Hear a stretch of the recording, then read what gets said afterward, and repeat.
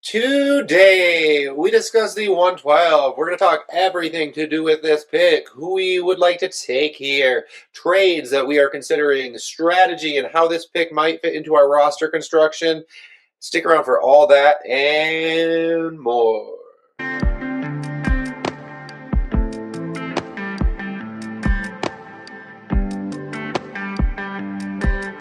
And welcome into the Dynasty Construction Podcast. Justin joined with David and JP. Not as excited to talk about the 112 as I have been about other picks, but I have a lot of 112s. And I guess, although I'm not excited to talk about it, I'm excited to figure out what do we do with this pick. Because I'll be honest, I have, I think, 6 112s across my portfolio in 18 leagues. That's 1/3 of my leagues where I have to stare this question in the face. How do I maximize this situation? How do I get the most out of this? I'm going to ask both of you just to tell me, in general, what is one way you are trying to approach that? Yeah, I guess if you're in the luxurious position of having earned that 112, which that's where I'll give my advice from, you probably don't need to take the risk of drafting a player that would regularly go in the early second here. I'm going to try to move out of it. I'm going to try to get a veteran player. Maybe I can get a 27 second on a guy I can flex, or a guy I feel decent about in a 27 third. Something to give me a little flexibility in season and to get me some points that are probably better than, but at least equal to what I would be expecting at the 112. And I'll just take the hit in age. I'm not saying by anyone, but pretty much anyone if I'm getting a 27 pick attached to it. Yeah, I think usually my strategy is to sneak this into a trade in a package deal, put a player that's worth the first, or I do a first plus this pick for a strong asset and be like, it's 2 firsts. You know what I mean? Oh, I'll even add on a third. And that way, try to get something close to 2 firsts of value with this pick being in there. If you can't get that done, I think in this draft, that is pretty flat from the early to mid-second to the late. I think you could even trade back to 207 and pick up maybe a future second-round pick or something. Because they'd be like, hey, I'm trading back 7 spots and I'm just asking for a second. But in reality, I don't think the 207 is that much worse than 203, as I've mentioned in previous episodes. I will say, though, when we're looking at the 112, I don't know that I want to do that. If you're saying the 203 and a 27 second, all day today I would do that from the 112. But I do think that there's a non-zero chance that, again, players that we might be able to get here are worth a little bit more. So I probably wouldn't do that 207 today. And I do think like that 207, I think is possibly still available. Like that 207 27 second might be available later. JP, you absolutely took my first idea though, which is, yes, try to get this valued as a first in a large packet deal. And maybe they're like, that's not as good. And I'm like, yeah, but you really like this wide receiver I'm giving you. And I'll add on a third to help bump up the value. So now it's 2 firsts. JP, that was what I was going to say. Glad you took it and said it better than I could have. Would you want to try to package your 112 and your 27 first, knowing people want 27 first right now? You feel like you're competing early in the season. People are going to realize it's going to be a late 27 first if they haven't already realized that some of the shine eventually will come off of that. Are you trying to sell hoping it's max value right now, or you want to save that for in-season ammo still? If I'm getting the valuation where this is valued at that kind of insane 27 first value, 100% I would love to package these two together, but I'm aiming high, right? If I'm doing both of these guys, honestly, I'm starting with Achane. Is your owner terrified of the situation there? I'm going for CeeDee Lamb. Is your owner terrified, right? I know those are very high, way above value. I'm going for Drake London. Are you worried about the quarterback situation? Then I'm just going down. Hampton, T-Mac, everyone going down the line. Where do we stop? Are we willing to do, you said Pickens, Olave, Nico Collins? The rookie receivers, like that tier of wide receiver? Yeah, I basically did this in our DynoCon league. I have a 201. It's not a 112. We're not doing a 201 video, though. But at a 201, I was like, man, I really want to get this pick is not that valuable. I can't get anything for it straight up, really. So let me try to get something close to a late first in value. Yeah, I traded my 27 first because the shine with the 201 for George Pickens, because I knew I had to do something like a 27 first to give more value to that 201 or 112, let's call it. Yeah, I think that's a good move. I think that's probably around the bottom of where I'd be shopping that right now, though. And if it's lower than that, I'll just I'll keep the 27 first, move it in season at some point. It's still a 27 first, even if I'm looking good as a team. Yeah, I think that's a solid way to go about it. So we've talked a decent amount of strategy here. Now we're going to go ahead and start looking at what players are available. So far, we've drafted Love, Tate, Lemon, Tyson, Mendoza, Concepcion, Sadiq, Cooper, Boston, Stowers, Coleman. And at this point, we're really primarily viewing just two guys here, and that is Simpson and Price. Although Emmett Johnson with the right landing spot could wind up in this conversation, right? Maybe some other players with the right landing spot definitely could wind up in this conversation. We feel like this is where it's sitting based off of mock drafts right now. Also, if we didn't mention this video as part of a bigger series, we've done all of those other picks that we just saw in entire videos where we talk trades, strategy, and all of that. Make sure you hit that up after you enjoy this one. So that being said, Jadarian Price, he's a guy that the NFL draft community is incredibly high on. We've seen him mocked to Seattle in round 1, as we mentioned in our last video. We're seeing him mocked as the second RB off the draft board very regularly. I have been skeptical all year, and honestly, I will continue to be slightly skeptical until I see it actually happen. But I cannot drown out the fire, the smoke. That even where there's smoke, there's fire. There's a lot of smoke, and where there's smoke, there's fire. The NFL loves this guy. He's going to go, if not the second RB, he's going to be a very early RB in this class.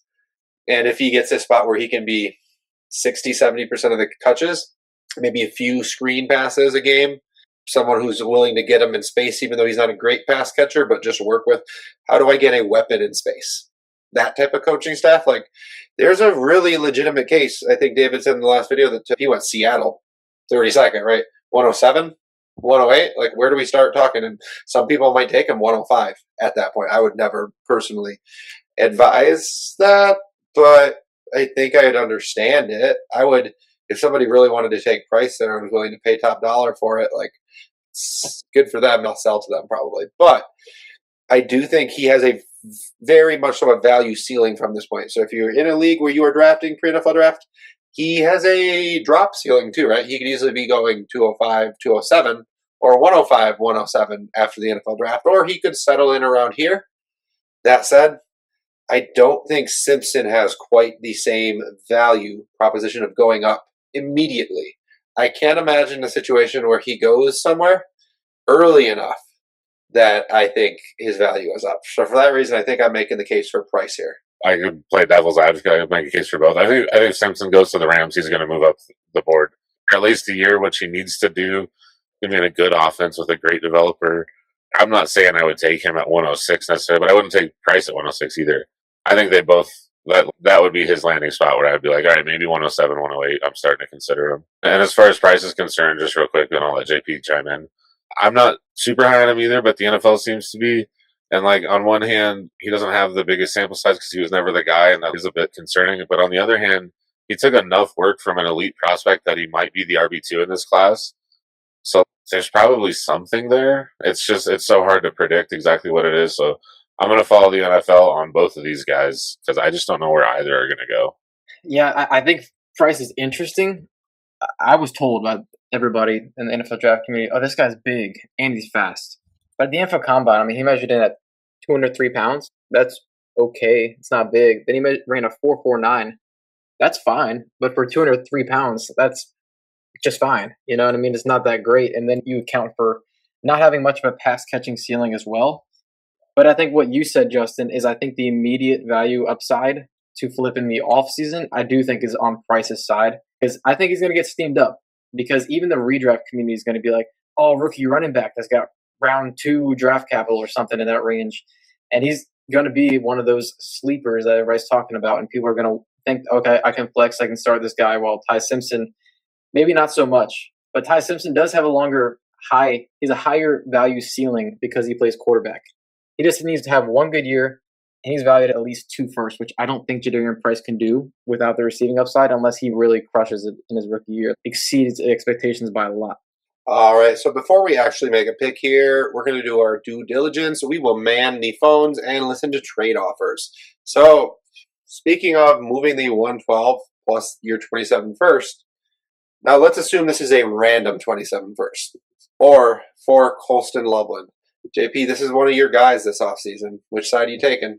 And this is exactly what I want to do with the 112. I want to trade it for combine the 27 first. Like this is what we were talking about, and get a guy like somewhere in the range of Colston Loveland would be great. I think that's the very tippy top of it because I think most Colston Loveland owners that have him are valuing him very highly, like I am. So yeah, I'm definitely taking Loveland here. I'll keep it at that. I think the fact that this is a random 27 means that we can get it done. I think if it was the champions 27 first, this probably doesn't get done, but I think if it's random, you got a chance to do it, and I'd be happy to do it. Yeah, I think regardless of if it's my 27 first and I just won, or if it's random, I'm very happy to take the Loveland side either way. Whew. This is the lowest I have seen a tear down bring me value. The 112 or the 206 and 301. Why? Yeah, I put it in here for two reasons. First, we always wanted to put a trade back because I just wanted to look at all the ways you can move this pick. And this was one of the only ones there, but also I think it's a good example of someone panic selling this pick. I think you'll probably all agree we can be quick here. I'm keeping the 112. This is not the kind of return you want on a first. It's just not it.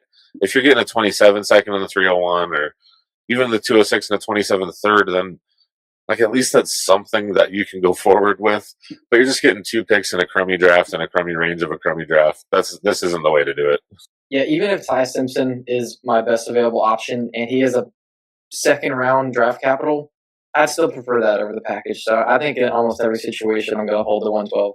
Yeah, not particularly close there. 112 or Jameson Williams. Pass. I think I'll take JMO just because I think I could do something else with him, whether it's a tier up or a tier down from there, just because the market always likes JMO. I don't get it because we don't like JMO, but because I'm not a big fan of the 112 either. I'll take JMO because I think I could do more with it than I could with the 112. I like Justin's response. I'm going to pass. So whichever one I have, I'm going to keep.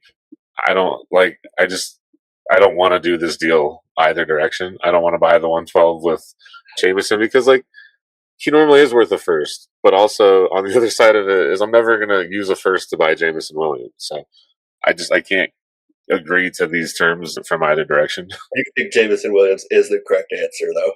So in a vacuum, that's the advice I would give, but only if I think I can trade him in my league, honestly, because I think I'm more likely to be able to trade the 112.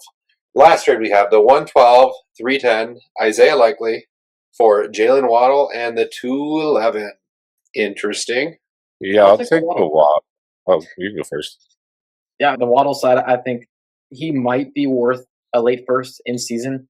And this 112 we talked about, if we can get some sort of first evaluation, we're happy with that. And Likely's fine. I value him somewhere around a third, so I'll take the 211 over the 2/3.